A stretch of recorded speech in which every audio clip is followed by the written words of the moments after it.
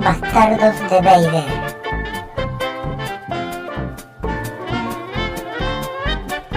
Me aburro. Seguimos en Bastardos de Vader y ahora el licenciado Kurt Korzeniowski va a presentar su sección. Claro, porque es Super Mario. Arranque, Korzeniowski, es su turno. La verdad me tiene hinchadas las pelotas. Empalaguenos de sabiduría. ¿Cómo se llama Korzeniowski. el padre de Marty McFly? No sé. No, ¿cómo se llama? McFly. Sí, McFly, pero... Sí, es un McFly, es verdad, es un McFly. ¿Contesté o no contesté? Pero es un holgazán. ¡Eres un holgazán! ¿Quieres ser un holgazán el resto de tu vida? George McFly. Y Me él gusta es, cuando él es dice, una gallina. George. deme un vaso de leche con chocolate. Dame un vaso de leche con chocolate. Déjame estirarla. Bueno, vamos a hablar sobre un libro y sobre la película que este libro inspiró. La historia, me parece a mí, es probablemente una de las distopías más conocidas, más prolíficas y más ampliamente referenciadas de la ciencia ficción. Y yo voy a iniciar contándoles un poquito de este libro y después nos vamos a detener en una de las, creo que son 8 o 9, ahora vamos a sacar la cuenta bien, de las películas que inspiró, de los productos intertextuales que inspiró este libro. Es un libro del año 1963 que comienza lo que en ese momento es una insospechada cadena de intertextualidades que sigue por casi 50 años, por 49 años. Les voy a contar un poquito el argumento inicial de la novela, sin spoilearles mucho. Ustedes saben que igual siempre spoileamos por necesidad de contar. Y la novela empieza con esta historia que después les voy a explicar cómo funciona en la estructura general de la novela. Hay una pareja de enamorados que viaja por el espacio en su luna de miel. En el transcurso de su travesía interplanetaria, encuentran una botella flotando en el vacío. La botella contiene un pergamino. Este pergamino, que los viajeros traducen y leen, narra la historia del periodista Ulises Merú. Y bueno, y la novela cuenta esta historia. ¿A ustedes les suena esta trama de algo que conozcan? No. Yo no. Bueno, esto que yo acabo de relatar, estos dos viajeros en el espacio, en su luna de miel, que encuentran la botella, que es un tópico, ¿no? También de algunas historias que no vienen al caso hoy, pero que conocemos, la famosa botella en el mar, ¿no? El mensaje en una botella. El mensaje en esa botella que se encuentra, exacto.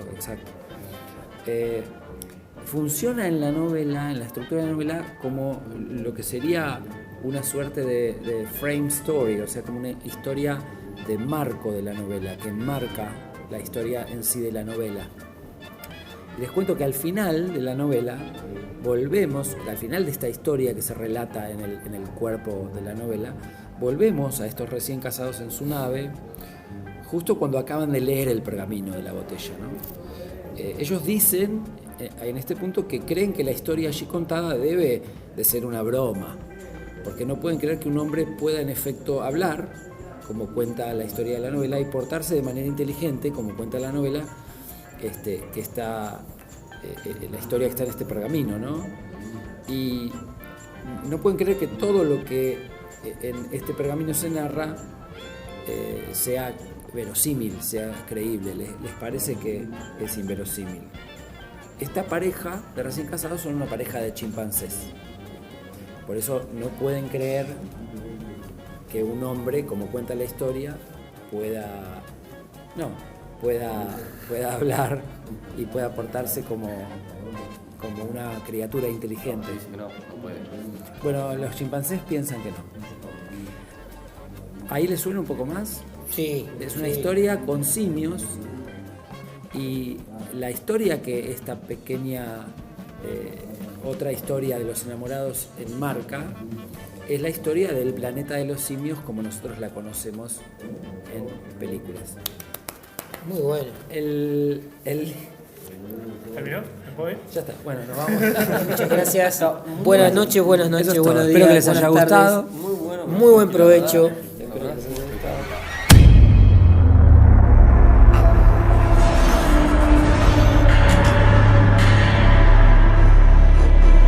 Bastardos de Vader.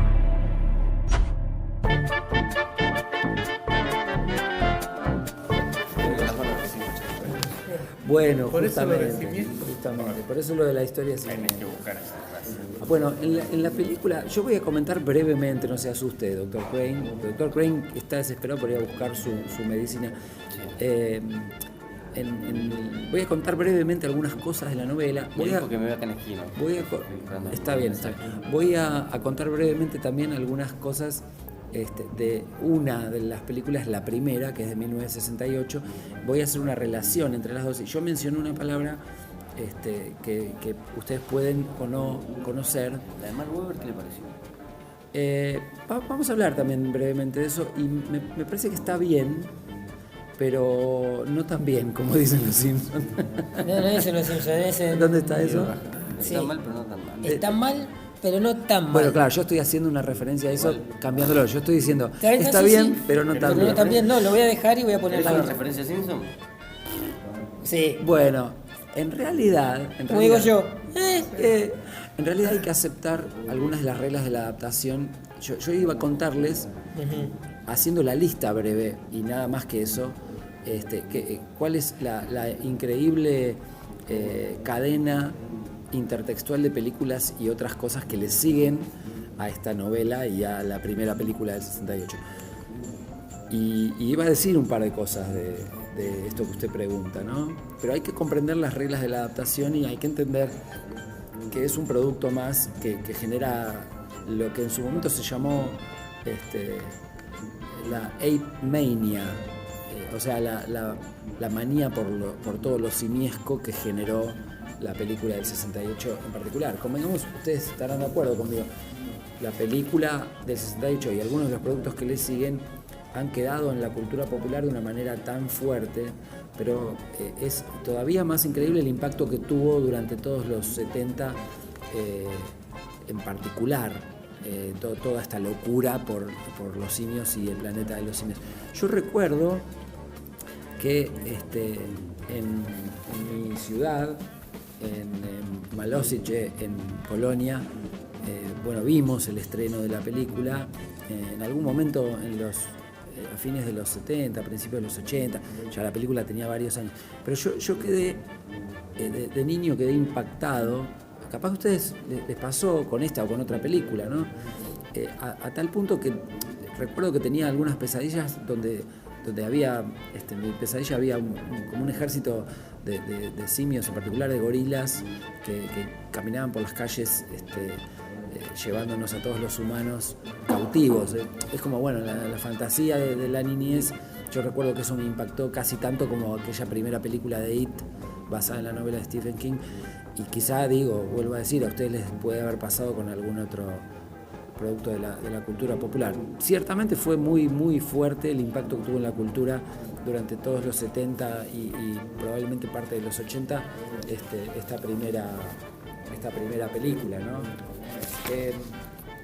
El libro, que como les decía se publica en el año 1963, es un libro de un escritor francés que se llamaba, murió en el 90 y algo, 94, creo, Pierre Boulet. Él escribe este libro que publica en Francia la editorial Julliard como La Planète des Anges, o sea, literalmente el planeta de los simios. En un año o dos el libro fue traducido al inglés. En los Estados Unidos sale con un título más literal, Planet of the Apes, Planeta de los Simios. Me causó un poco de gracia enterarme de algo que yo no sabía, que en Gran Bretaña se publica como Monkey Planet, Planeta de los Monos. Suena como un poco más gracioso. Y como les decía, es un libro que es una distopía. Después voy a explicar bien qué es una distopía. pero básicamente les digo que es como si fuera, digamos, una sociedad ficticia, ¿no? De ficción, que es indeseable, que contiene elementos negativos, ¿no? Una anti-utopía, para quienes conocen el término utopía. Insisto, voy a volver sobre esto luego. Pero bueno, Pierre Boulez fue un exitosísimo escritor francés. Él escribió otro libro que fue también una famosísima película, que es, a muchos de ustedes puede resultarles conocido este nombre, El puente sobre el río Kwai. Exacto. Bueno, Pierre Boulez fue prisionero de guerra en la Segunda Guerra Mundial y sus experiencias, obviamente ficcionalizadas, él las vuelca a esta novela, Puente sobre el río Kwai, que fue muy exitosa y sobre la cual se basa la película famosa que ganó varios premios Oscar. Es una novela del año 50 y pico, no recuerdo bien, y en el año 63 luego publica La Planète des Singes, El planeta de los simios, pero en el medio publica un montón de novelas más, y luego del Planeta de los simios otro montón de novelas y cuentos más. Hay otras historias en la literatura que, al igual que El planeta de los simios, están relacionadas con algún tipo de escenario donde la humanidad se ve desplazada o donde la humanidad evoluciona o involuciona en, como ustedes quieran, simios. Algunas muy anteriores a la novela de Pierre Boulez. Ahí probablemente... O sea que es un recurso copiado, por así decirlo. No, yo no diría copiado. Pierre Boulez le da un giro muy interesante a cualquier historia que haya preexistido al planeta de los simios. Ahora les voy a contar una o dos de las que estuve investigando, que tienen que ver con temas parecidos. Pero lo que sí es cierto es que el planeta de los simios, como decíamos hoy, tiene un impacto tan fuerte en la cultura popular que, digamos, supera por mucho a cualquier otra novela o cuento que trate de un tema, aunque sea tangencialmente similar, donde haya simios inteligentes, por decirlo claro. Por ejemplo, una de las novelas que yo descubro que trata del tema es una novela de Aldous Huxley. Huxley es el escritor que crea Brave New World, traducida como Un Mundo Feliz, que todo el mundo recordará. Y otra de las historias relacionadas con una temática similar fue escrita, que se llama No Connection. Ahora les iba a contar brevemente. Fue escrita nada más y nada menos por Isaac Asimov, el gran maestro de la ciencia ficción. Yo personalmente desconocía esto hasta que me puse a investigar un poquito sobre lo que gira alrededor de la novela, en este caso el tema, para compartirlo con nuestros bastarditos, nuestros oyentes y amigos, seguidores. La primera historia relacionada con lo simiesco que yo encontré es una historia de un escritor norteamericano, Sprague de Camp, que se llama Living Fossil, algo así como Fósil Viviente, que es del año 1939. O sea, imagínense que estamos hablando de 27 años antes de que se publicara la novela de Pierre Boulez. Y ahí hay unos seres inteligentes sobre la Tierra, como si fuera en el siglo XXV, en un futuro muy, muy, muy lejano, que son descendientes de simios, de monos capuchinos en particular. Y bueno, y hay una cuestión corporativa relacionada con la explotación de madera, hay una serie de cuestiones complejas, pero resulta que encuentran restos frescos, digamos, huesos de lo que es un hombre, un ser humano, como nosotros lo conocemos, cuando se pensaba que era solamente algo fósil, no había solo registros fósiles. Lo dejo ahí. Después la segunda referencia que encontramos, genus Homo, género Homo, digamos, como hombre, también es de Sprague de Camp y de otro escritor, Schuyler Miller. Es una novela de 1941 que sale en una revista de ciencia ficción en 1941 y en 1950 se publica en formato de libro. Después está esta novela de Huxley que yo les comentaba, se llama Ape and Essence, Simio y Esencia, que es del año 48. Una historia de Asimov, No Connection, del año 48 también, que fue publicada en Astounded Science Fiction, la revista de ciencia ficción. Quizá la puedan encontrar más fácilmente en alguna colección como la que a partir de 1972 se publica de historias del Asimov temprano, ¿no? del primer Asimov. Es una historia donde se cuenta de también el futuro, una raza que desciende de los osos, en realidad, una raza inteligente que desciende de los osos. Y esta raza, digamos, se choca, por así decir, con el arribo a las costas de las tierras que ocupan, por una raza de invasores que aparentemente estarían relacionados, que descenderían aparentemente de los chimpancés, que son más, digamos, agresivos, son más de guerrear, vienen a invadir, ¿no? Y incluso en 1952, bastantes años antes de la novela de Pierre Boulet, cuando Pierre Boulet era famoso por sus otras novelas, y Puente sobre el río Kwai es más o menos de esa época, un escritor francés publica otra novela, Les Animaux de Nature, en el 52, donde unos antropólogos descubren en Nueva Guinea una raza de criaturas simiescas, buscando lo que sería el eslabón perdido, ¿no?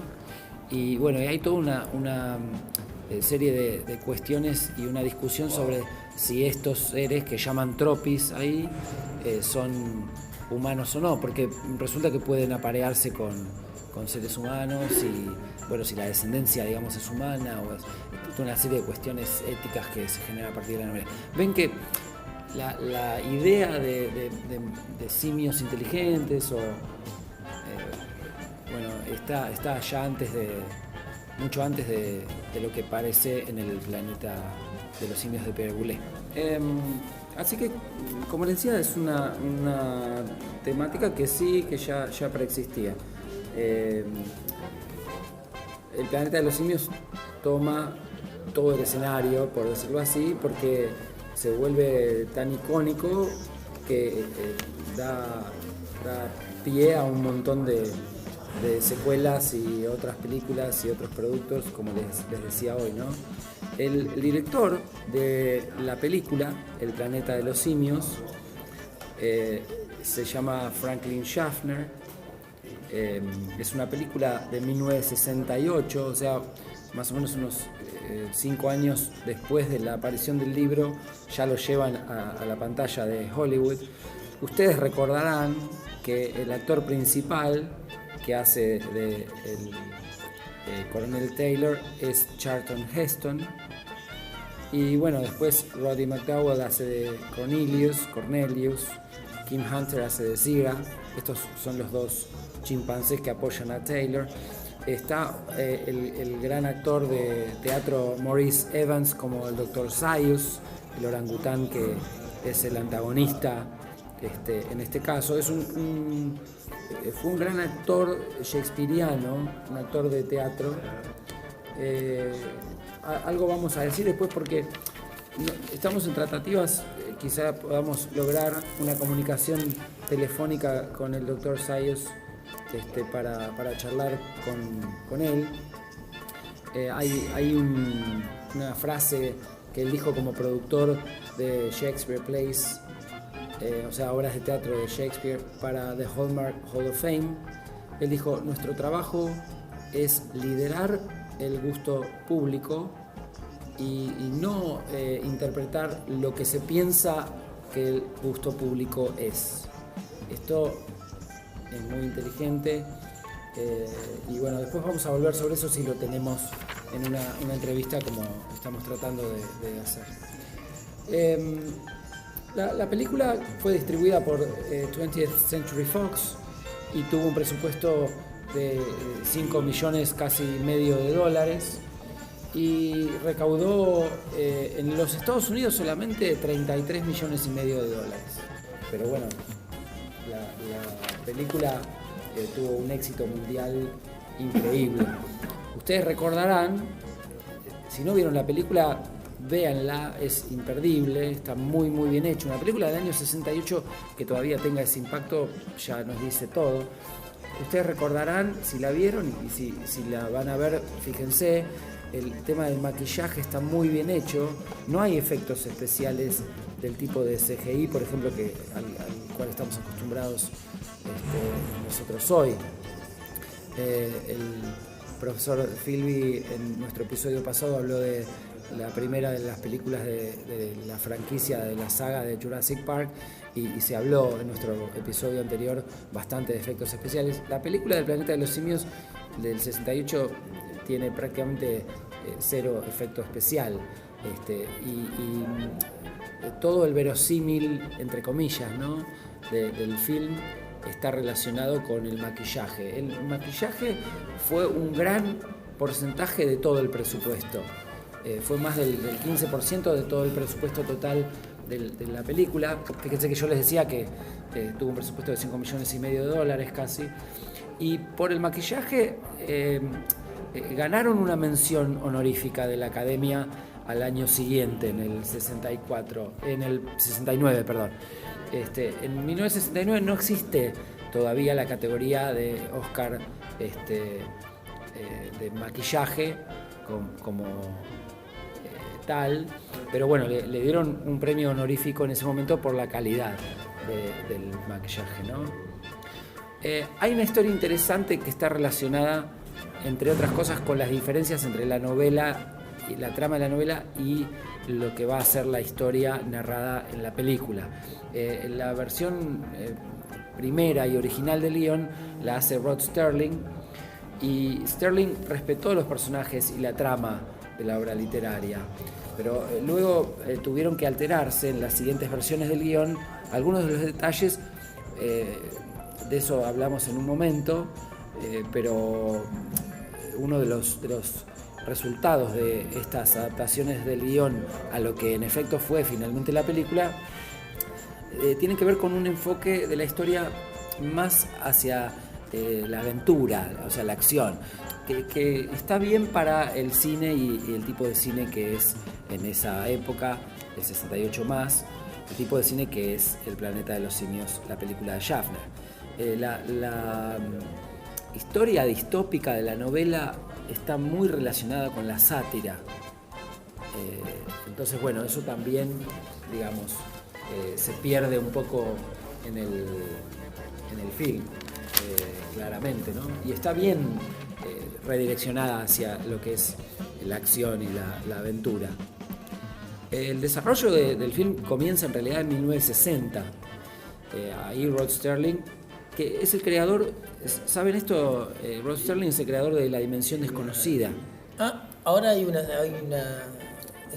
está estrenando en Netflix una versión nueva de La Dimensión Desconocida. Sí, vi el primer episodio de la nueva versión y realmente no me enganchó, no me gustó. Uh-huh. Pero está bien logrado el ambiente que creaba La Dimensión Desconocida original, que se llama The Twilight Zone. Uh-huh. Así se llama sí. digamos, la secuela de la remake, digamos. La remake, una nueva versión. La remake claro. de esta. Bueno, Serling, que es el que hace el guión de la película de Schaffner del 68, El Planeta de los Simios, desarrolla el primer guión, ya en 1960. Pero esto, como yo les decía recién, fue descartado. Y la razón principal es que era demasiado fiel a la historia de la novela original, lo cual implicaba una inversión enorme para el desarrollo de escenarios, efectos especiales. va a aclararse esto un poquito más en un momento cuando les cuente algunas de las diferencias entre la novela y el film que resultó. Pero después llaman a Michael Wilson, que es quien reescribe el guión original de Sterling. A petición de Schaffner, del director, entre otras cosas, Wilson presenta una sociedad de simios mucho más primitiva que la que se muestra en la novela y que Sterling en el guión original respetaba, ¿no? Bueno, hay toda una historia entonces que comienza ya en 1960, 8 años antes de que la película se estrenara. La película, yo les decía algo que ustedes saben ya, que es tan icónica y tan importante en la cultura popular. La película, a principios del 2001 me parece, fue considerada por la Biblioteca del Congreso de los Estados Unidos como, comillas, cultural, histórica y estéticamente significativa, lo cual hace que esta película sea... No, estamos hablando de la de 1968. Pues sí. Estamos hablando solo de la película de 1968. En 2001 declararon la película del 68. Pero es interesante porque justo en ese momento está la película que usted llama de Mark Wahlberg, que es la película de Tim Burton. Ahora vamos a hablar de eso. Sí, es Tim Burton. Ahora brevemente yo las voy a mencionar, pero solo brevemente. No, pero retomo. En realidad se parece mucho a la original. En realidad no. ¿No? ¿Cómo que no? No. Bueno, Ahora les voy a contar. Ahora va a llegar. Ahora Ahora quiero quiero que nos cuente. ¿Usted quiere que yo le cuente o Sí, lo quiero va a que contar usted? me lo cuente. Déjalo que Bueno, siga usted, usted pero quiere tengo contar. 10 razones. Si usted Bueno, quiere ahora contar, después de lo cine, yo le después lo debatimos. hacer todo. Después los debatimos. Bueno, les decía que la película, como decíamos, es tan icónicamente importante en la cultura que el Congreso de los Estados Unidos, la Biblioteca del Congreso de los Estados Unidos, la selecciona para lo que se llama The National Film Registry. O sea, ¿a ese nivel? Sí. Ahí lo pueden consultar, en internet está toda la lista de films que han sido incluidos en este National Film Registry por la Biblioteca del Congreso de los Estados Unidos para su preservación. Y el criterio siempre es, cito, que el film sea cultural, histórica y estéticamente significativo.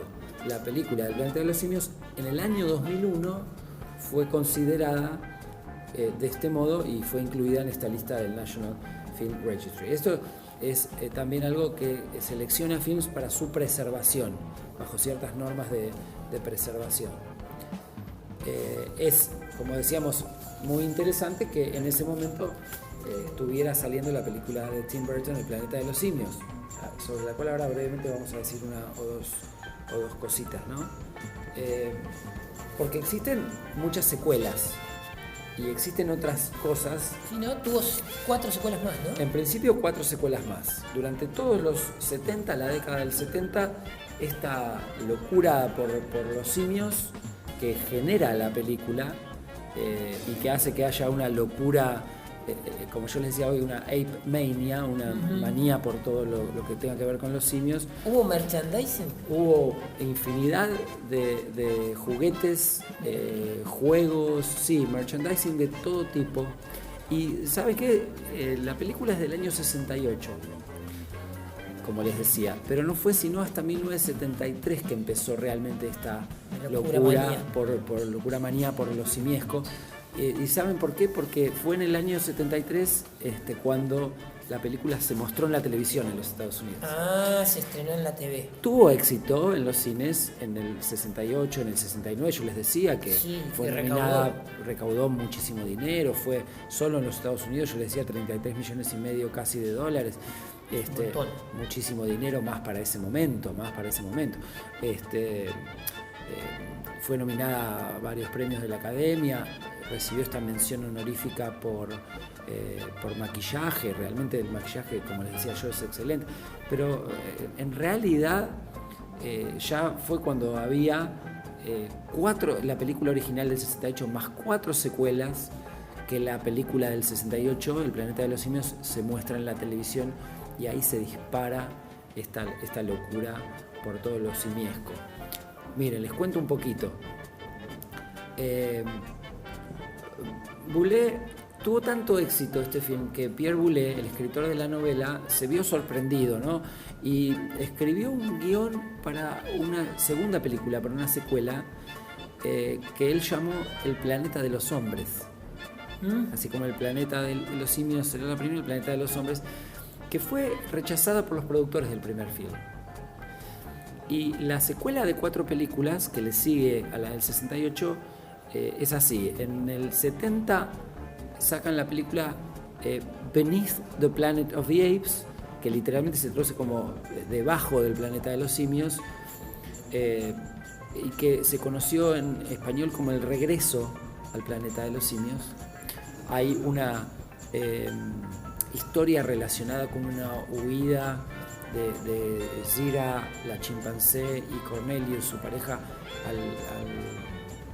a una ciudad humana en ruinas, unas galerías subterráneas, y encuentran una raza, no una raza, me expreso mal, una comunidad de humanos medio mutados, que adoran a una ojiva nuclear, a un misil nuclear.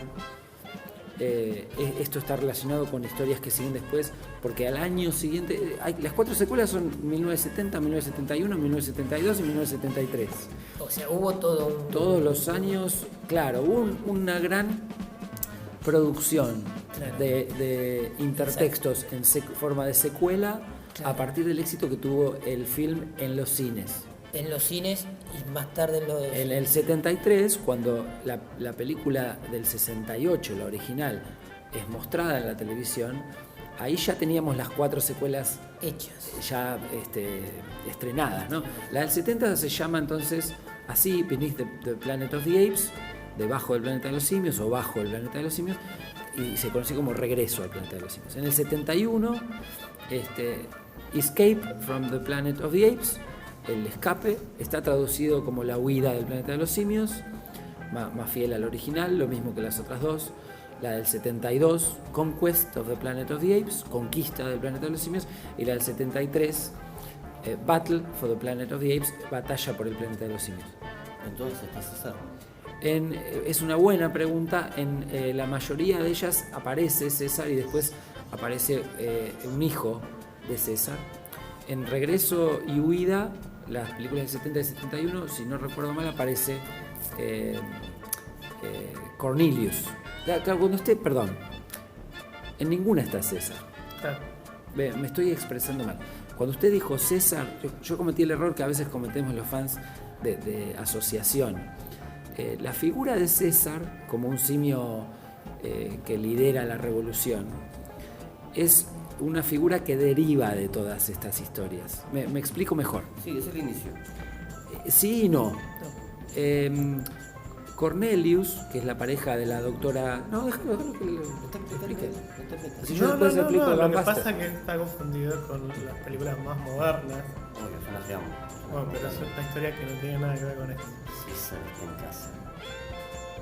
¿En tu casa lo tenés a César? Bueno, retomo. No, la confusión del Dr. Crane es mi confusión y la de todos los fans. Y es válida, claro, exacto. Porque es la figura del simio que da origen a toda la revolución. La historia... Disculpe. No. Digo, está el hijo de Cornelius. Eso es lo que iba a explicar. Genial. Si usted me deja, si no, explique usted y yo después explico Canvas. No. En la película del 70, Regreso al planeta de los simios, Cornelius es la pareja de Zira, la chimpancé científica hembra que ayuda a Taylor en la original. Y ellos van entonces a esta ciudad, a las ruinas de la ciudad humana, encuentran esta comunidad humana que adora la ojiva nuclear. Bueno, hay toda una serie de cuestiones. Y vuelve a aparecer Cornelius con Zira en la película Huida o Escape del planeta de los simios, donde ellos encuentran la nave de la tripulación original de Taylor y sus compañeros astronautas, la reparan y viajan a la Tierra a la época nuestra. Hay todo un cataclismo nuclear nuevo en el planeta de los simios, ellos escapan y tienen un hijo que se llama, no me acuerdo yo tampoco, pero digamos que se llama César. El actor que interpreta a Cornelius en las 2 primeras películas interpreta al hijo de Cornelius y Cira luego.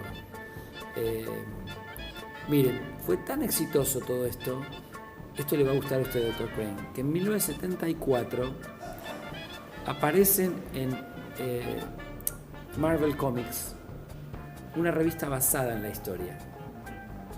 Entonces, también fue cómic.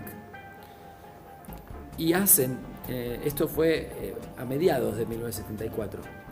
Y en septiembre de 1974, el planeta de los simios, como Planet of the Apes, una historia basada en todo esto, se hace serie de TV.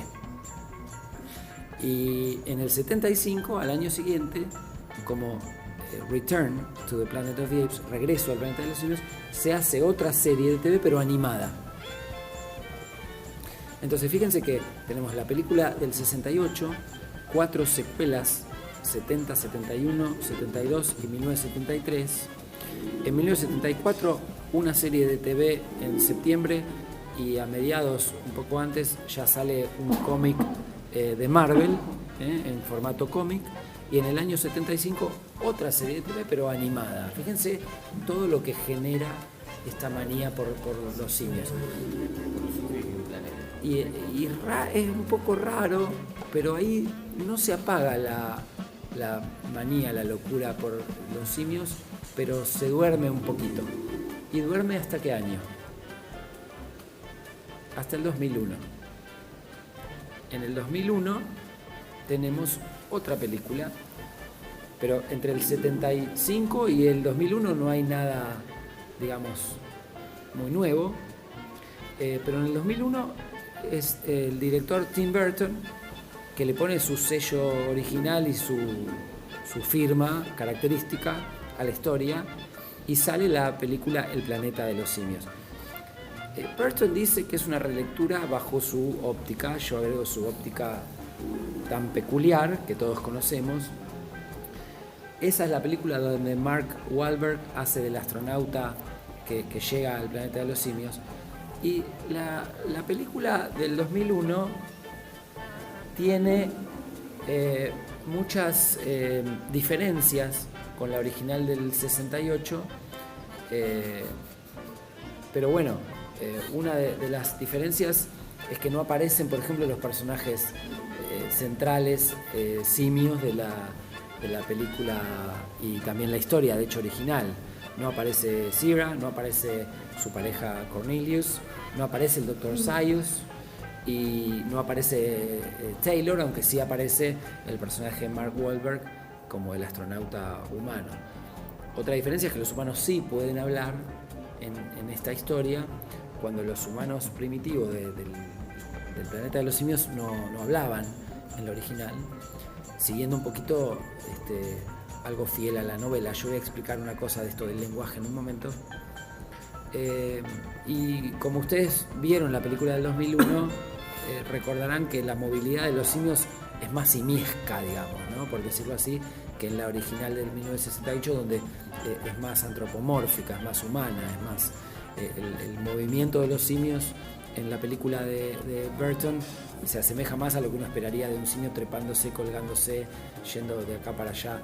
Helena Bonham Carter hace el rol que equivaldría al de Cira en el original, una joven chimpancé simpatizante de humanos que es más liberal, más librepensadora, y recuerdo una escena donde ella protestando y pidiendo la liberación de algunos humanos que están en cautiverio, que son vendidos de nuevo como mascotas, usados para experimentación, etcétera, etcétera, se cuelga de algún lado para abrir la jaula, para amenazar a otro simio. Me acuerdo de esa escena, pero hay varias así.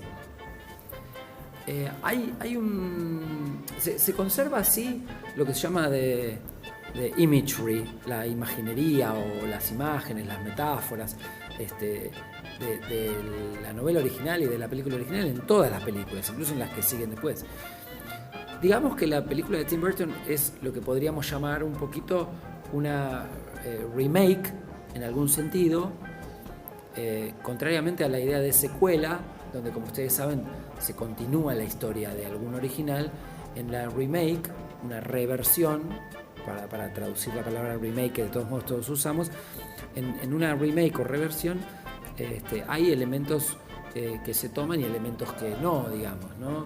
Es como una nueva, como dije recién, en este caso Burton le pone su firma y su óptica tan peculiar y hace cosas distintas.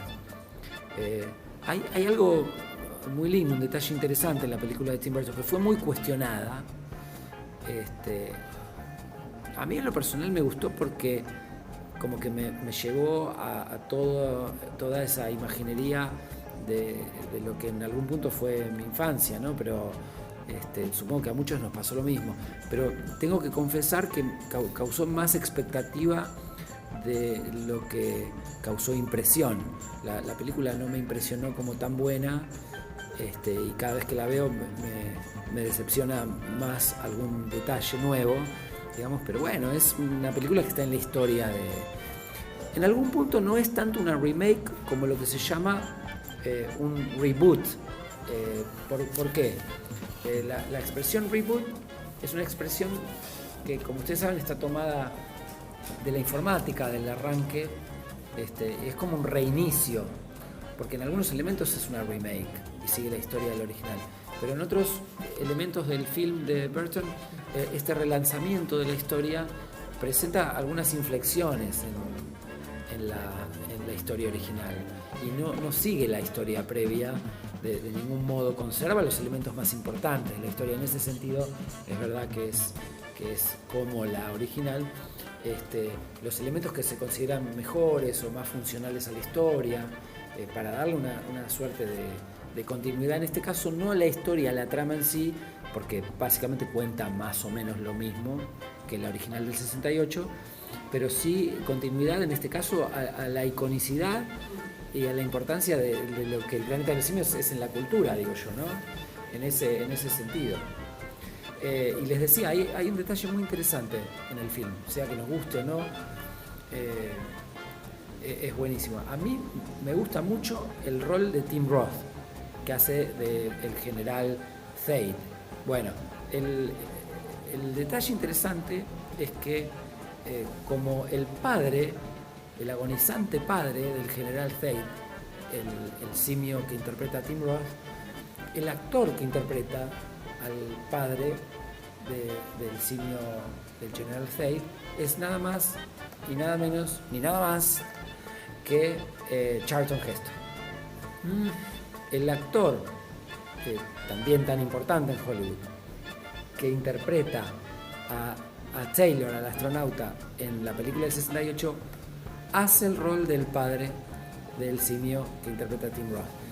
Y es como un doble homenaje, porque no solo es Charlton Heston, el actor, quien interpreta este papel, sino que el nombre del padre del general Thade es Zaius. No el Dr. Zaius, el orangután del original, no tiene absolutamente nada que ver, pero sí le dieron el mismo nombre, y eso es un homenaje, ¿no? También. En este caso, como yo les decía, hoy al actor Maurice Evans, que interpreta al Dr. Zaius en el original, ¿no? Entonces, tiene elementos muy buenos, muy interesantes, y en realidad se asemeja más a la novela en algunas cosas que a la película del 68, que altera cosas. Por ejemplo, el final de la película El Planeta de los Simios del 2001, la película de Tim Burton, es casi un calco de lo que sucede al final de la historia que cuenta la novela de Pierre Boulet. Excepto que obviamente tenemos esa historia marco, que es la de estos dos enamorados que encuentran el manuscrito en la botella, ¿no? Pero bueno. Y no termina todo ahí. Como ustedes saben, aparecen estas tres últimas películas que generan, digamos, un poco una remake de la historia original también, una reversión, pero que son en sí una nueva serie.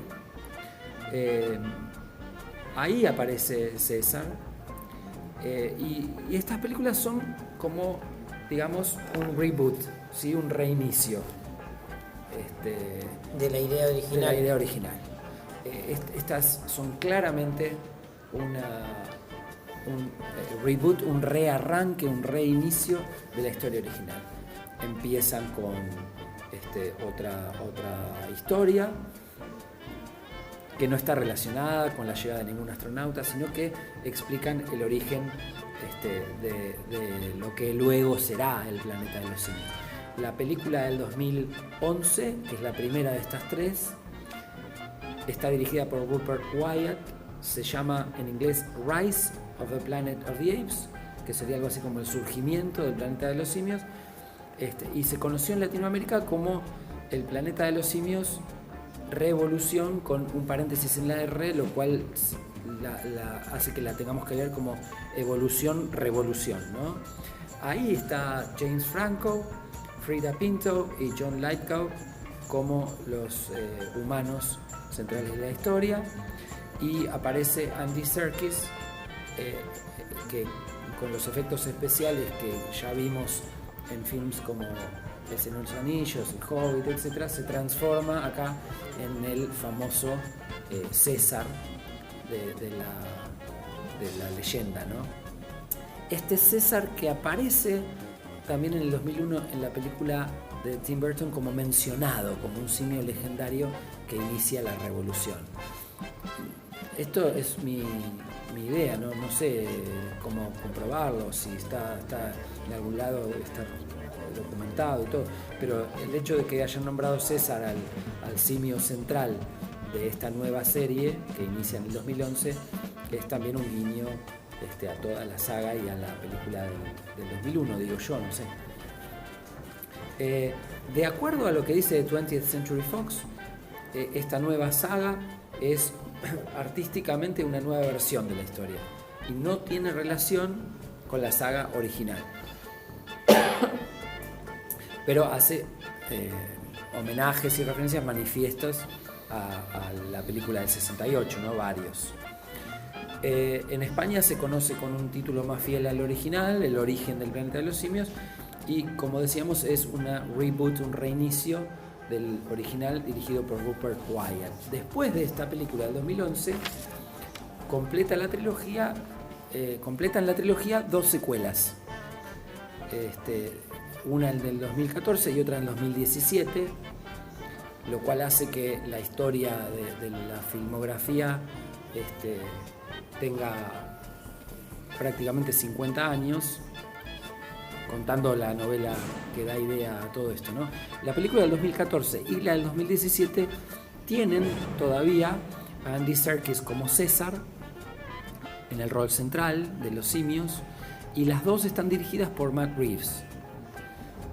La primera de las dos secuelas de la película del 2011 se llaman así. La del 2014 se llama Dawn of the Planet of the Apes, algo así como el amanecer del planeta de los simios. En Latinoamérica se conoce como el planeta de los simios Confrontación. Aparecen muy buenos y muy conocidos actores. Voy a citar a mi favorito, que es Gary Oldman.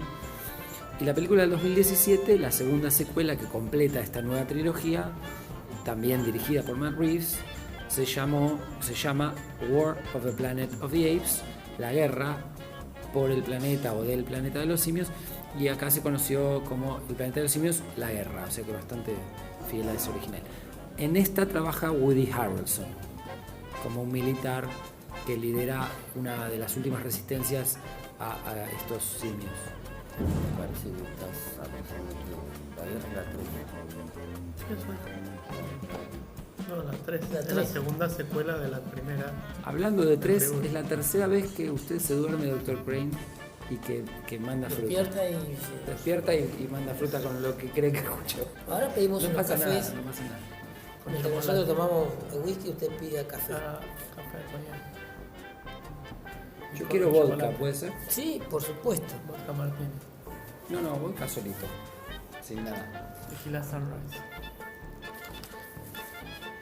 Bueno, para cerrar esta referencia a la novela, a la primera película y esta breve mención de las películas que le siguieron, quiero mencionar algunas de las cuestiones relacionadas con la adaptación, lo que pasó con la adaptación. Y le señalo algunas de las diferencias entre la novela de Pierre Boulet de 1963 y la película primera y original de 1968. No les estoy contando toda la historia, pero sí hay varios spoilers si no la vieron o si no leyeron la novela aún. Entonces, bueno, acá van varios spoilers.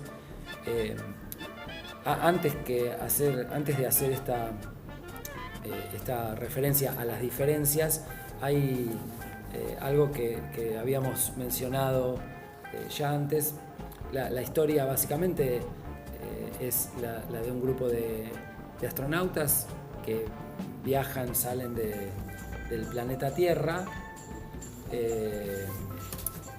salen en algún momento cercano a nuestro presente, salen en el siglo XX y llegan a su destino muchísimos años después. Por la cuestión de la dilación espacio-tiempo, lo que sucede es que ellos no envejecen, no sienten el paso del tiempo, pero transcurren realmente varios siglos en el futuro que ellos viven en la nave en hibernación.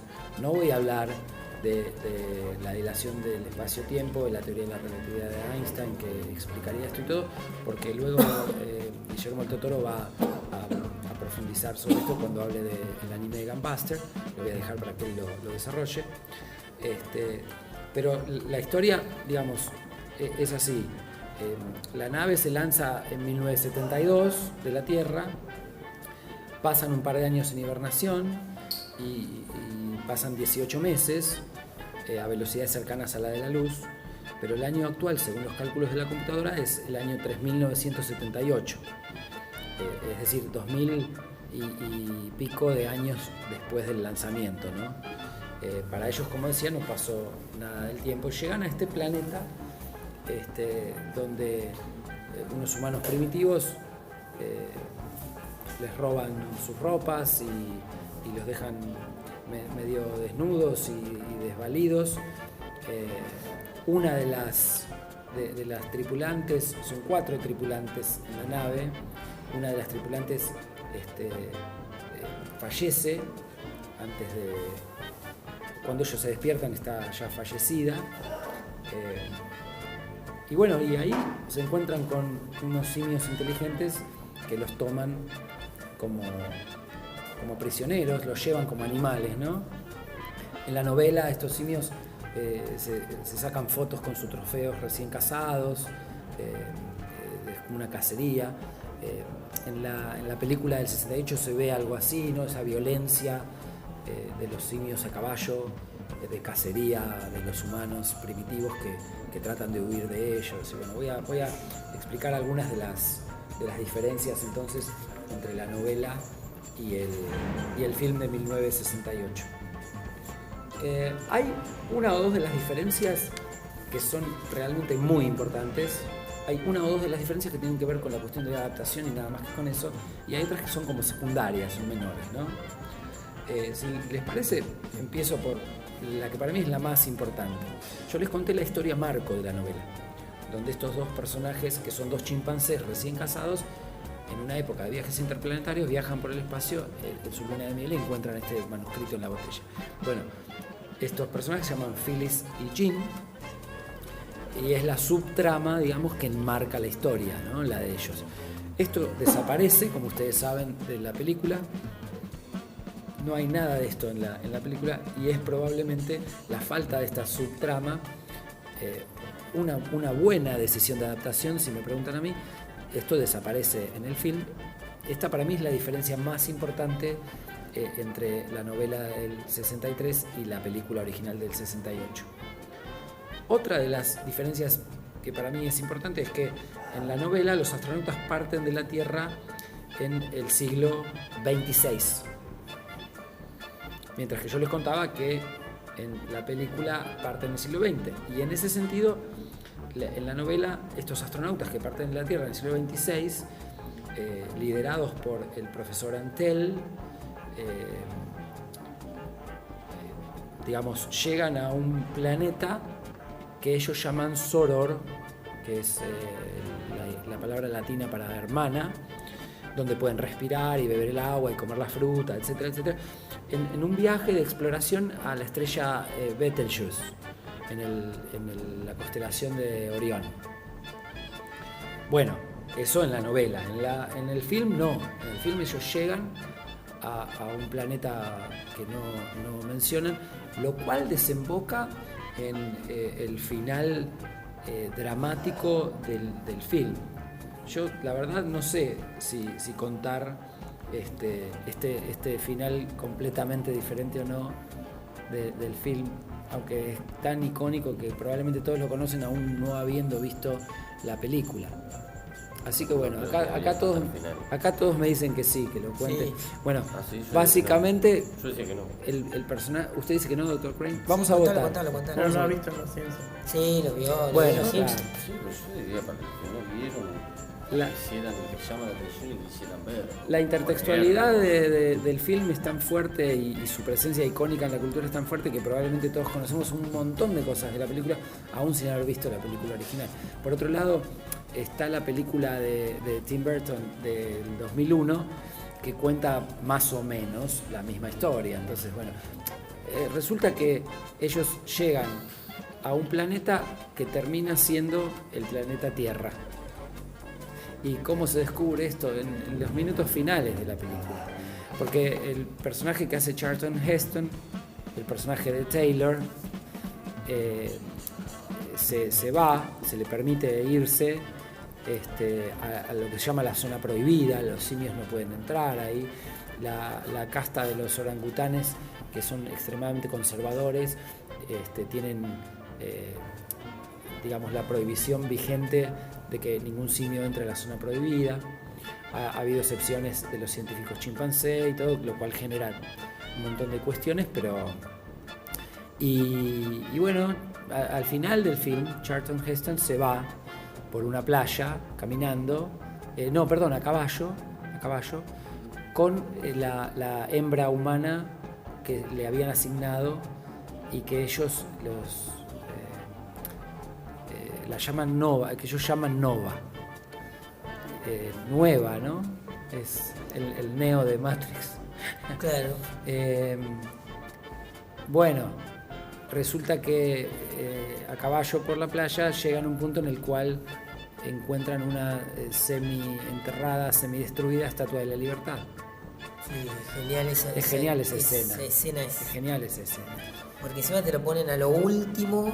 Está muy bien lograda la historia. En la trama de la película, yo he visto esta película, la original, en la trama de la película como que te hace olvidar de que estás en el planeta Tierra y que cayeron a otro planeta. Claro. No el planeta Tierra. El mismo título, El planeta de los simios, en ese punto se convierte en una suerte de broma macabra, porque el planeta es el planeta, y un juego de palabras también, a su manera. El planeta es el planeta de los simios. La raza inteligente dominante es la raza de los simios. Claro. Hay orangutanes, hay gorilas y hay chimpancés. Inteligentes, bípedos, con un grado de tecnología muy avanzado, con habla, la capacidad de lenguaje, etcétera, etcétera, etcétera. Y los humanos que sobreviven carecen de lenguaje, son animalizados, tratados de hecho también como animales, los usan de mascota, los usan para experimentar, los cazan como animales, los tienen de trofeos, los venden, los compran y bueno, es el planeta de los simios. deja una moraleja. Ahora, cuando llegan al final, nos damos cuenta de que ese planeta, que como usted bien dijo, estuvimos toda la película pensando que era un planeta X, donde llegaron los astronautas estos, bueno, en realidad es el planeta Tierra en el futuro destruido. Hicieron una vuelta muy casi increíble, ¿no? Que está relacionada con esto de la relatividad y el espacio-tiempo, y bueno. Y llegan de vuelta al planeta Tierra, pero 2000 y pico de años después, con toda este cataclismo, este apocalipsis y esta destrucción de la humanidad y el surgimiento de los simios como raza dominante. Esto está también, les decía, en la película del 2001 Sí. de Tim Burton, pero más cercano a lo que sería la idea de la novela. En la novela, esa es la tercera diferencia importantísima entre la novela y la película del 68. En la novela, el astronauta sobreviviente con Nova vuelve al planeta Tierra con un engaño. Los simios tienen una serie de un grupo de humanos que van a mandar en una prueba al espacio. Y como los simios no distinguen un humano de otro, para ellos somos todos iguales, ¿no? Como uno podría decir que a simple vista un mono es igual a otro mono, es igual a otro mono, para los simios de esta historia, los humanos somos todos iguales entre nosotros, entre sí. Y bueno, y se meten de colados a esta nave y se escapan. Y llegan de alguna manera en el curso de este viaje al planeta Tierra, hacen como un regreso. Pero cuando bajan de la nave, se encuentran con una sociedad de simios avanzados, encuentran un policía que viene a ver qué pasó, que es un gorila. Eso está en la película de Tim Burton del 2001, de una manera dramática en el final, donde el personaje del astronauta que hace Mark Wahlberg, claro, llega a la Tierra, aterriza en medio de Washington D.C., en el Lincoln Memorial, nada menos, y la estatua esa enorme del Lincoln Memorial no es el Abraham Lincoln, sino que es el general Thade. Sí. O alguno que se le parece. Claro. Para mí los simios son todos bastante parecidos. Y bueno, y aparecen periodistas sacando fotografías, policías, helicópteros, etcétera, etcétera, etcétera. Todos son simios. Entonces, en ese sentido, hay una diferencia importante también entre la novela y la película del 68. En la película del 68, Charlton Heston descubre en el minuto final, se le revela en el minuto final lo que se nos revela a nosotros como espectadores, que es que el planeta no es un planeta X donde se desarrollaron simios, sino que es el planeta Tierra donde hoy los simios son la especie dominante. En la novela vuelve al planeta Tierra, pero están los simios en el siglo XX, allí lo reciben. Aparte de estas tres diferencias que son muy, muy importantes a mi modo de ver, hay un par de diferencias más que están relacionadas con la imposibilidad y la dificultad de trasladar, de adaptar al medio cinematográfico algunos de los elementos de la novela. Una de estas diferencias es que los simios en la novela existen en una sociedad muy avanzada, que es bastante similar a la sociedad humana, a las culturas y sociedades humanas europeas de primera mitad del siglo XX. Una sociedad industrial, con mucho avance industrial, con mucho progreso de la industria, pero imagínense que hubiera sido muy caro en términos de costo de producción trasladar esto a la pantalla, al cine. No claro. Imposible, ciertamente, pero sí extremadamente caro en costo de producción. Por eso es que, como yo les contaba hoy, se le pide una reescritura del guión de Sterling, porque recuerdan que yo hoy conté que es Sterling el que hace el guión original, se le pide una reescritura del guión de Sterling a Michael Wilson. Entonces, en la novela es así, pero en la película la sociedad es muy primitiva. No hay una comparación exacta, ¿no? Pero podría ser casi como una sociedad de medioevo sin lo feudal o con solo algunos elementos de lo feudal. Esto fue simplemente para abaratar costos del rodaje. Es interesante pensar que de todos modos la diferencia temporal se mantiene. Digo, en la novela salen en el siglo, terminan 2000 años después, según los cálculos de la computadora de la nave, y llegan a una sociedad donde están en la primera mitad del siglo XX. ¿Se entiende lo que quiero decir? Sí. En la película, en el film, la misma diferencia de lapso de tiempo se mantiene entre culturas y tipos de sociedad. La otra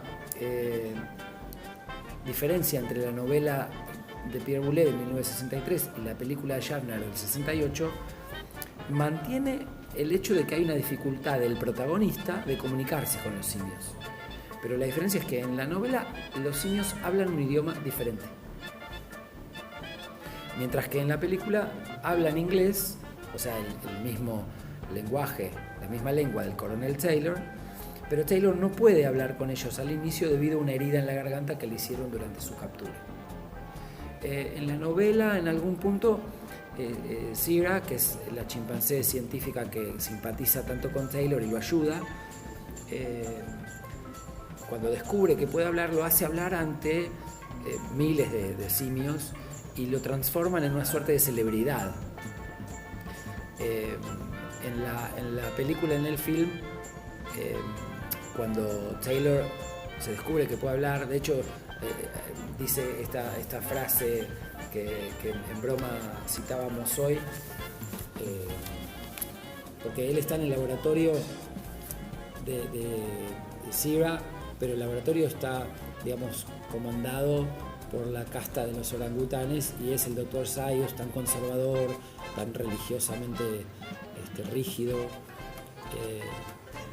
el que manda ahí, ¿no? Y bueno, cuando Zaius se percata de algunas de las habilidades de Taylor, lo manda a castrar. Y en el laboratorio uno de los simios comenta que Taylor va a ser castrado por orden de Zaius y entonces se escapa. Pero lo que sucede es que en la huida los simios lo golpean, lo atrapan con una red.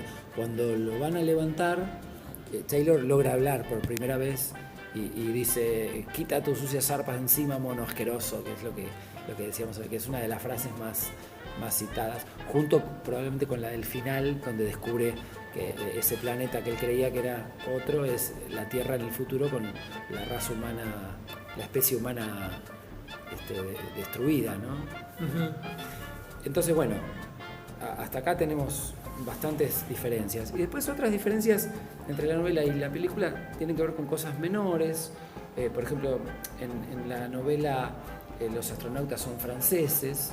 Recuerden que Pierre Boulet es un escritor francés, mientras que Ulises Merou, Levain, el profesor Antel, en la película son sustituidos por astronautas estadounidenses que tienen a su coronel Taylor, el personaje central, que es el que sobrevive de los cuatro, como el personaje central que los comanda, ¿no? Otra diferencia menor es que los astronautas en la novela llevan un chimpancé con ellos. Y cuando encuentran a Nova, esta mujer primitiva en el planeta Soror al que ellos llegan, Nova se asusta al chimpancé y lo estrangula, lo mata. Este chimpancé terrícola en la película no está, digamos. Fíjense que hay de todos modos un guiño en la novela, película de Tim Burton del 2001. Aparece un chimpancé terrícola que se utiliza para mandar una nave tipo sonda. Bueno, en la película hay, sin embargo, un cuarto miembro de la tripulación, y es esta mujer que yo mencioné hoy, que muere por un fallo en el sistema de hibernación. Muere durante el viaje debido a una pérdida de aire o algún mal funcionamiento del sistema de hibernación. Ella fallece. El personaje se llama Stewart, la piloto se llama Stewart. La encuentran muerta y disecada, ¿no? La actriz Diane Stanley, que es la que interpretaría a Stewart, no aparece en los créditos de la película. Bueno, pero de todos modos es una diferencia menor, como decía, y otras dos diferencias menores tienen que ver con lo que yo mencionaba hoy del lenguaje, que cuando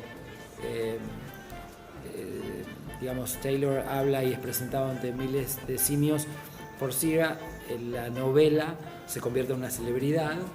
Esto se plantea a la inversa en una de las secuelas, Huida del planeta de los simios, con Cornelius y Cira. Entonces, antes de que le tengan miedo, de que lo consideren una herejía, ¿no? Religiosa, científica, de todos los cánones imperantes en la sociedad de los simios, el protagonista es una celebridad. Taylor es una celebridad.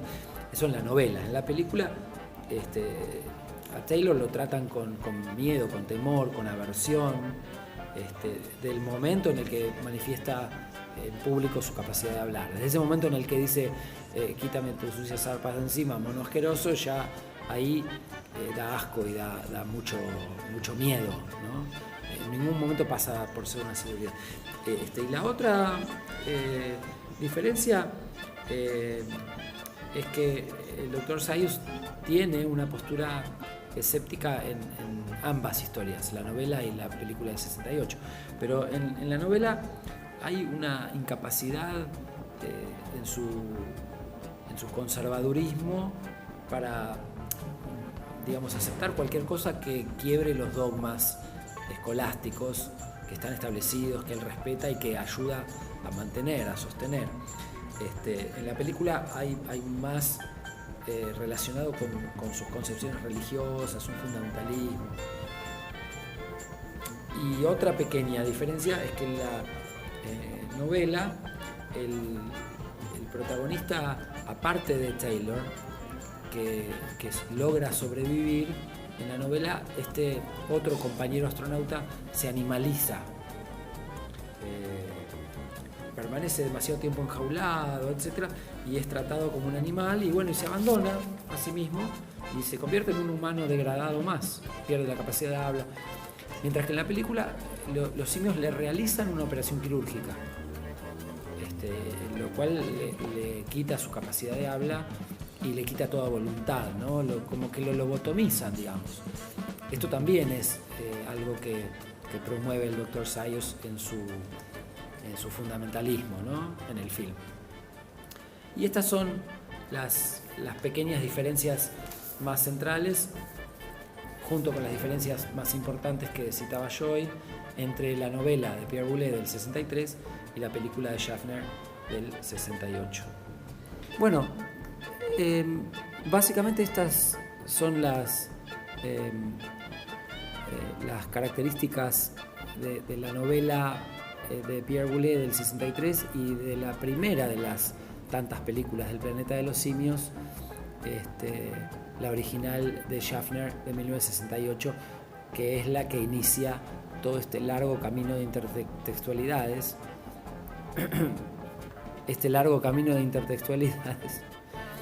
Que dura casi 50 años y que probablemente continúe, porque la trilogía que inicia este reboot, este reinicio de la historia, con Andy Serkis como el simio protagonista César, tuvo muchísimo éxito, y es muy probable que en algún momento la industria de Hollywood quiera retomar la historia, como en su momento tuvo más sagas. La del 68, probablemente la del 2011, aparte de la del 2014 y la del 2017, tenga otras películas como posteriores sagas, ya sin César, porque el personaje, digamos, cual personaje bíblico llevando a su pueblo a una tierra prometida, muere antes de poder disfrutarla, muere al llegar, no se les es permitido entrar, digamos. Pero bueno, probablemente hay mucha tela para cortar, como dice el dicho, y da para mucho más. Yo mencioné la palabra distopía hoy varias veces y brevemente comenté que la idea de la distopía es una idea de una anti-utopía. O sea, mientras que la utopía es una idea de sociedad ideal, la distopía sería una sociedad indeseable. En la ficción, tanto en literatura como en el cine, aparece muchísimo la distopía. Podríamos citar innumerables ejemplos. Y como el tema es muy largo, podríamos explicar bien el origen de la idea de distopía, profundizar en qué es una distopía, qué características tiene. Hay muchos tipos de distopías, podríamos hablar de varios tipos de distopías y contar algunos ejemplos para que nuestros bastarditos, nuestros oyentes comprendan mejor la idea y puedan relacionarlo con otros films y con otras obras literarias que ellos y ellas conocen. Yo los invito a escuchar en el próximo episodio una charla que vamos a tener sobre distopías. Entonces, los dejo con la idea de lo que es para que comprendan ahora por qué llamamos a la historia del planeta de los simios, tanto la novela como el film, los films, distopía, pero lo vamos a desarrollar más en nuestro próximo episodio en 15 días.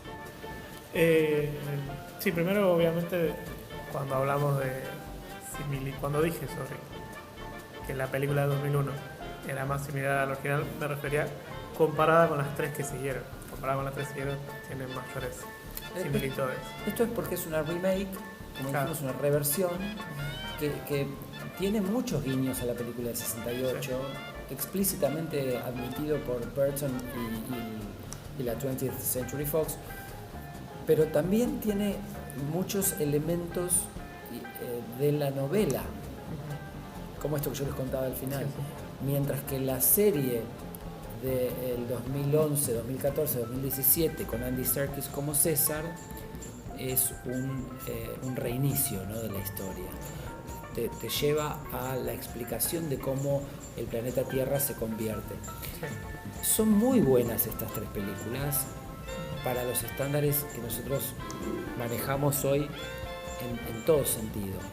Efectos, animación, la historia, las actuaciones, ni hablar que hay actores de la talla de Andy Serkis, James Franco, bueno, hoy yo dije Gary Oldman, Woody Harrelson. Gary Oldman en particular, y en lo personal es uno de mis actores favoritos, es un actor muy, muy, muy importante. Muy versátil. Y muy versátil, es verdad. Me gusta mucho esta trilogía y abre y cierra, digamos. Si nunca más hicieran algo sobre el planeta de los simios, cosa que espero que no, espero que siga esto, realmente te deja con ganas de más.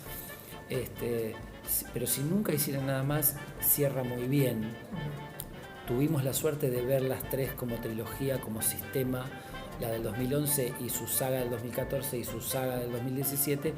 Si bien cambiaron de director, conservaron la misma estética, la continuidad de la historia. Es como una larga película dividida en tres, es realmente una trilogía. Pero la película de 68 tiene, y también la saga que le sigue, pero en particular la película de 1968, tiene tantos logros. Tiene también el equivalente a fines de los años 60 de los efectos especiales de hoy, que fue ese maquillaje tan logrado.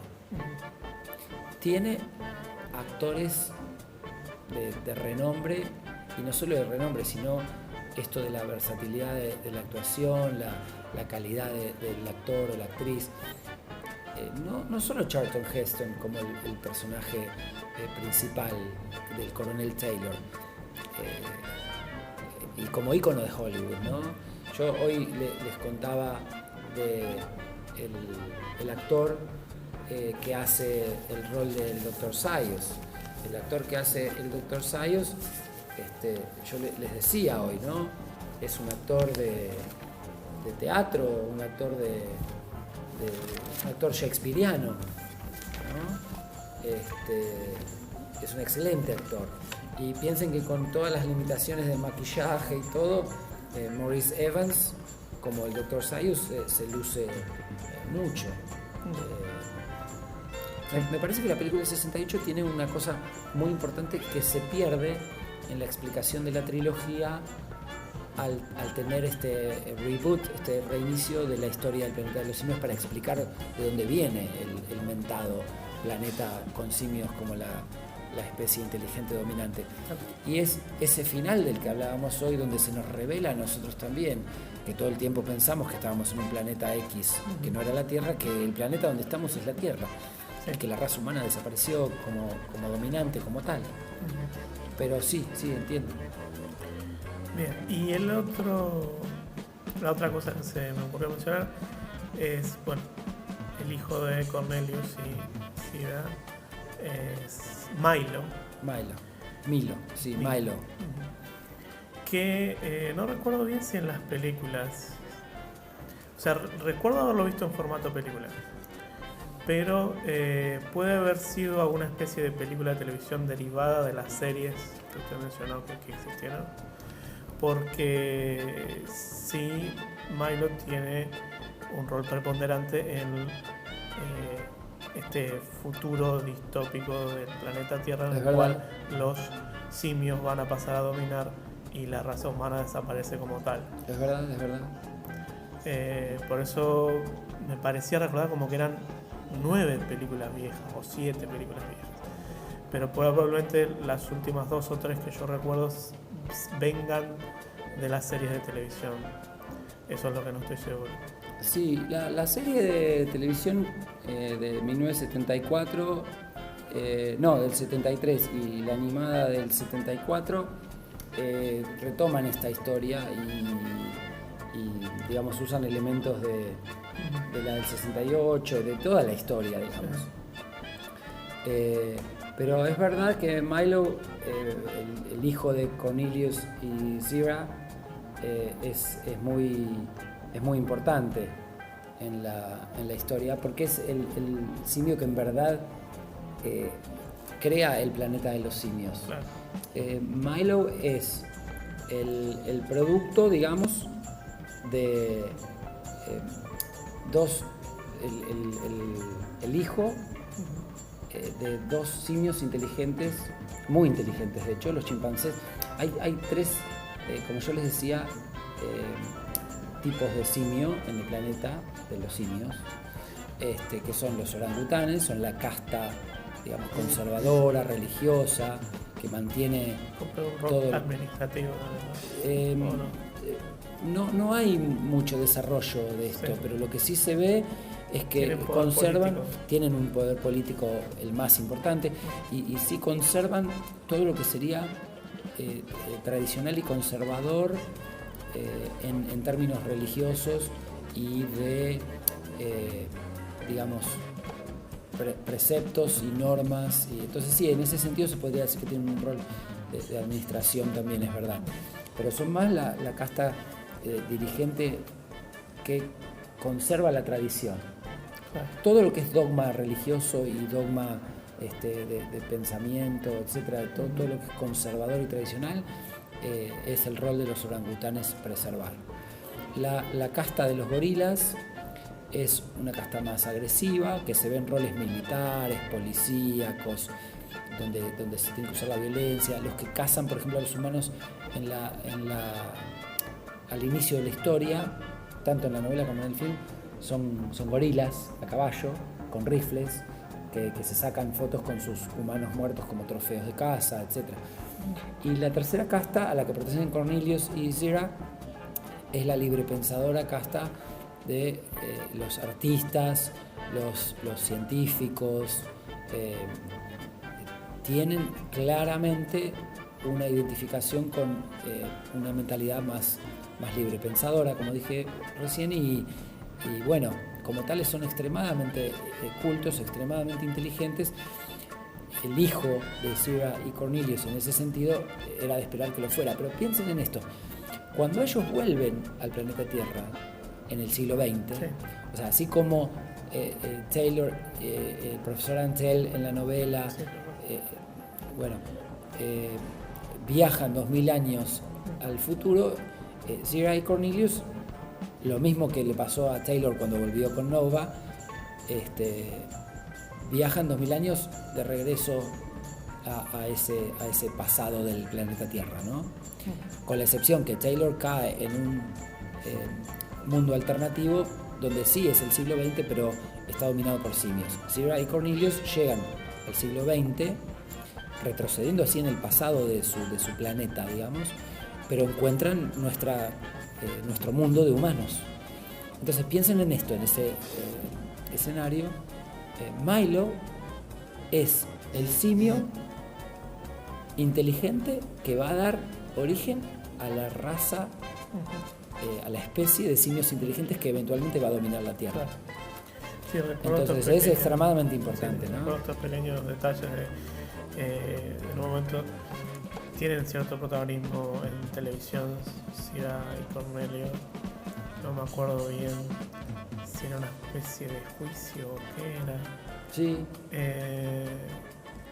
O sea, tienen su momento de fama como lo tuvo en la novela, como usted contó, el personaje, el protagonista humano. Luego recuerdo también de otra de las películas de Milo bebé, que lo tienen que cuidar, quieren deshacerse de él porque representa un peligro, un simio inteligente. Y otro detalle que recuerdo, que no recuerdo de cuál de las películas era, es que la raza humana desaparece por una peste transmitida por las mascotas. En una de ellas se explican de que tuvieron que quemar todos los perros y gatos y adoptaron a los simios como mascotas. Y ahí empieza la evolución de los simios hacia la inteligencia. El disparador de la proliferación de simios inteligentes está dado por ese detalle en las sagas. Los simios son adoptados como mascotas, chimpancés en particular, son adoptados como mascotas por los humanos. Les cuento brevemente qué pasa en esas películas.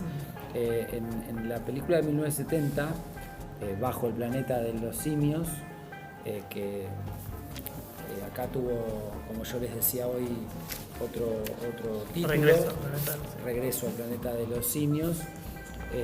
Hay un astronauta distinto, Brent, que es el único sobreviviente de otra nave que mandan tras la nave de Taylor, ¿no? Él sobrevive también como sobrevivió Taylor. Y cuando aterriza en la zona prohibida conoce nada más y nada menos y nada más que a Nova, esta mujer que era la pareja de Taylor. Nova lleva las placas de astronauta de Taylor, de identificación, ¿no? Y lo lleva Brent a la ciudad de los simios. Ahí Brent conoce a Zira. Y Zira le cuenta lo que pasó con Taylor, etc. Después Brent vuelve a la zona prohibida y ahí encuentra esta entrada de subte en la ciudad de Nueva York, la raza mutada de humanos, todo lo que les contaba hoy. Esta raza que adora a un misil nuclear. En la del 71, Escape del planeta de los simios, la línea de tiempo empieza a medio ponerse rara, a flaquear, porque en la conclusión de la película anterior vemos que el planeta se destruye. Este dispositivo nuclear destruye todo el planeta. Hay un nuevo apocalipsis, digamos. Pero Zira y Cornelius, como yo les comenté hoy, logran reparar la nave original de Taylor y viajan y vuelven a la Tierra a 1973. Ahí se convierten en celebridades, ¿no? Y todos se preguntan por qué la nave de Taylor aparece sin Taylor y los otros astronautas y aparece con simios parlantes, ¿no? Y cuando empiezan a sospechar que Zira no está siendo muy sincera, ella queda embarazada. Y ahí es donde tienen que salvar al bebé, lo que usted decía, ¿no? A Milo.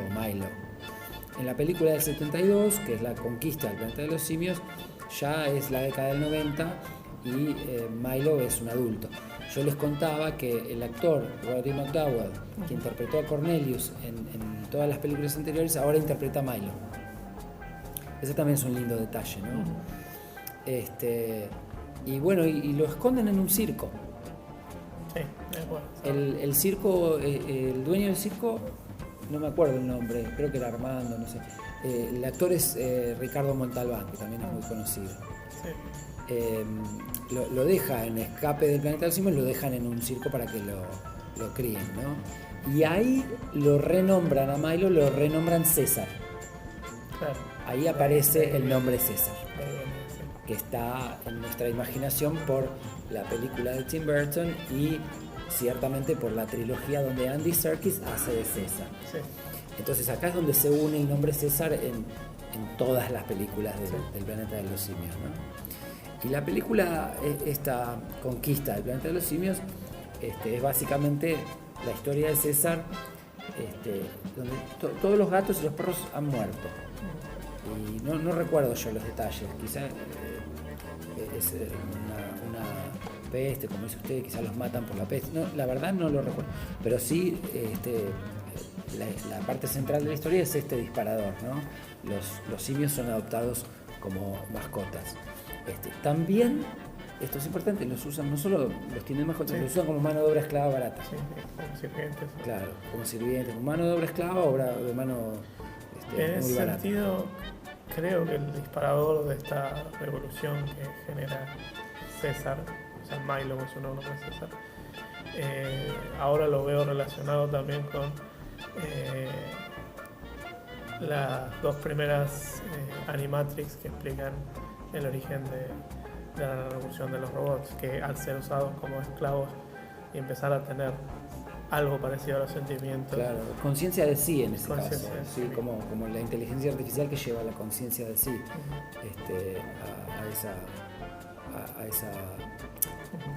a ser un sentient being, ¿no? Un ser consciente de sí mismo.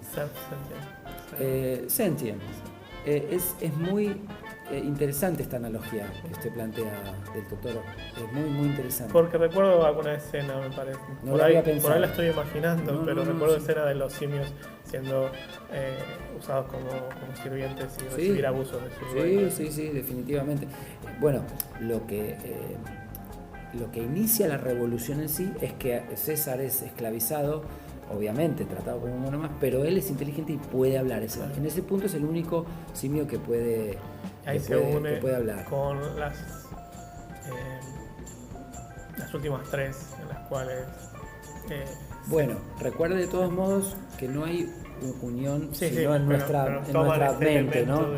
Eso es distinto, sí, toman ese, porque la trilogía del 2011, 2014, 2017 es un reboot, o sea, recuerdan un reinicio, ¿no?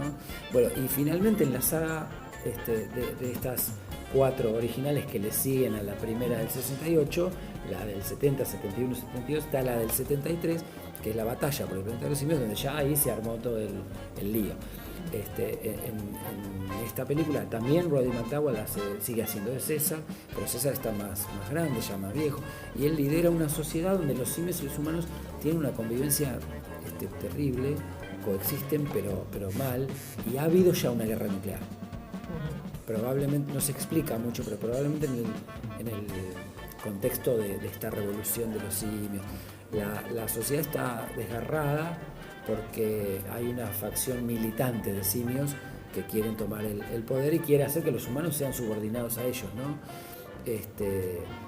Ahí César se entera, ya está la zona prohibida, la referencia de la zona prohibida. Habría que hacer un programa solamente de la zona prohibida, de las sagas y reboots y todo el planeta de los simios, porque en sí mismo es casi un personaje más. Y César ahí se entera que en la zona prohibida hay unas cintas que muestran a Cira, a su madre, hablando del conflicto entre el mono y el hombre, lo cual causó la destrucción de la Tierra, etc. Y ahí vuelven a aparecer humanos mutantes que están liderados por un líder mesiánico que ve a los simios como amenaza y que los quiere destruir, ¿no? Con las cintas más todo lo que aprendió hasta ese momento, César se convence de que la única manera de evitar la destrucción final de la Tierra es tratar de que los humanos y los simios traten de convivir en paz.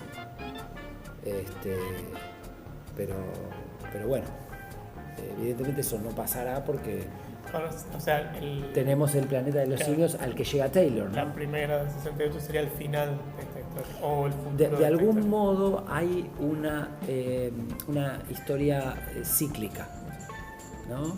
Porque Taylor viaja al futuro que inauguran Silvia y Cornelius cuando viajan a su pasado, que es el presente de la Tierra de Taylor en 1973. Entonces es como que hay una cosa cíclica de la historia que es en extremo interesante. Por eso yo le digo, la película del 68 sola ya estaba. Por el éxito que tuvo, esa recaudación, solo en los Estados Unidos recaudó casi 7 veces más, 6.5 veces más que la inversión original. Se invirtieron $5.400.000 y la película recaudó solo en los Estados Unidos $33.400.000. Imagínense en el resto del mundo. Bueno, eso debe haber sido lo que llevó seguramente lo tentaron a Boulet para que haga un guión que no se llevó a la pantalla, pero que bueno, digo, estaba todo el mundo implicado ahí en eso, más esta locura por lo simiesco, la Ape Mania que se generó, bueno, pero sin embargo lograron un producto final muy bueno y las contamos. Tenemos la película del 68, la original. Las 4 secuelas propiamente dichas hacen 5 películas, ¿no? 70, 71, 72, 73. No cuento la serie de TV del 74, no cuento la serie de TV de animación del 75, ciertamente no cuento la revista de cómics de Marvel. Entonces hasta ahí tenemos 5 películas, largometrajes propiamente dichos. Después está la sexta, la de Burton del 2001, y la trilogía de 2011, 2014, 2017, que es la trilogía de César, digamos, con Andy Serkis como César, lo cual hace un total de, es verdad, 9 películas. Entonces serían 9 películas más 2 series, una animada, más el cómic, más Muchísimo, un montón de cosas más todas las intertextualidades que esto generó. Todos recordamos el episodio de Los Simpsons. Bueno, Los Simpsons hicieron todo, ¿no? Como dicen en South Park. Ya está hecho en Los Simpsons, dicen en South Park. Pero todos recordamos las escenas del episodio en el que se hace la referencia intertextual al planeta de los simios en Los Simpsons. Y por eso decíamos hoy, aunque yo no haya visto la película del 68, sí conozco algunas cosas. Hay al ¿no? menos 2 referencias en Los Simpsons. Una es la obra de musical, teatro, sí, musical. Para en el planeta de los simios que me quiero bajar. Claro. Y otra es Que en sí es muy gracioso ya hasta el par en el planeta de los simios que me quiero bajar. Y la otra es, creo que Homero está viendo en la tele y está justo la escena en la que ve y cuenta la Estatua de la Libertad y Homero... Claro. Homero hace un eco de la frase famosísima de Charlton Heston al final, cuando él encuentra a caballo con Nova por la playa, se encuentra con esta Estatua de la Libertad semi-destruida y enterrada, dice algo así como... idiotas que hicieron. Claro, hijos de puta, ¿qué hicieron? Y es como, no lo puede creer y tiene esa frase, y Homero hace esa referencia intertextual, claro, es verdad.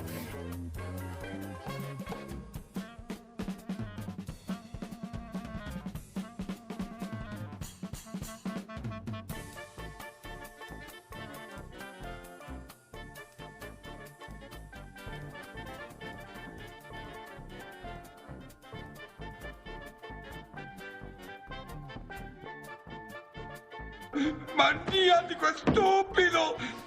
¡Lo arruinaste todo! ¡Malditos sean! ¡Malditos sean todos!